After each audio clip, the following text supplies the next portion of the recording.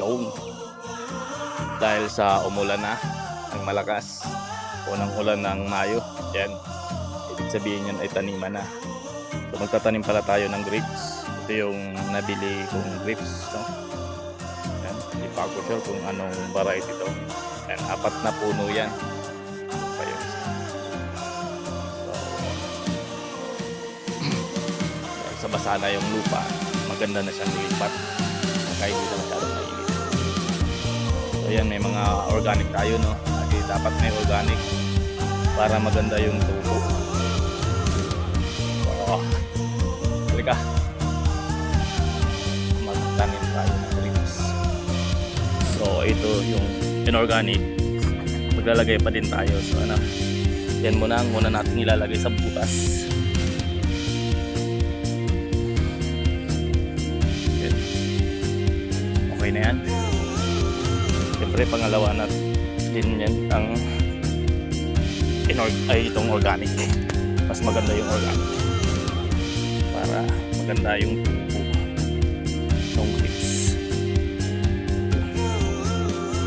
Yan. So yun na yung organic, no? Lalagyan muna natin ang mga soil sa ibabaw bago natin ilalagay yung puno ng grapes.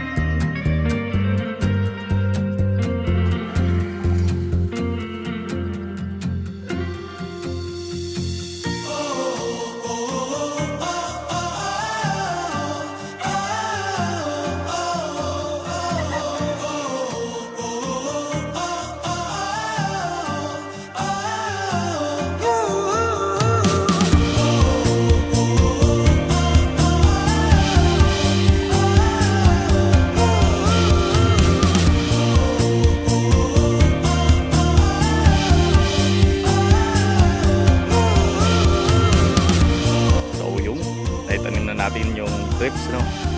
4 na muna. Ang plano ko kasi dito sa ginawa kong fish pond, no? Sa paligid nito ay tataniman ko ng grapes.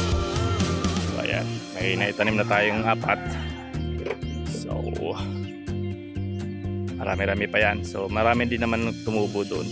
Baka mataniman natin lahat yan ng paikot.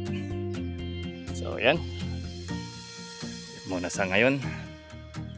Sana tuloy-tuloy na yung pagbuhay nila. Maraming salamat.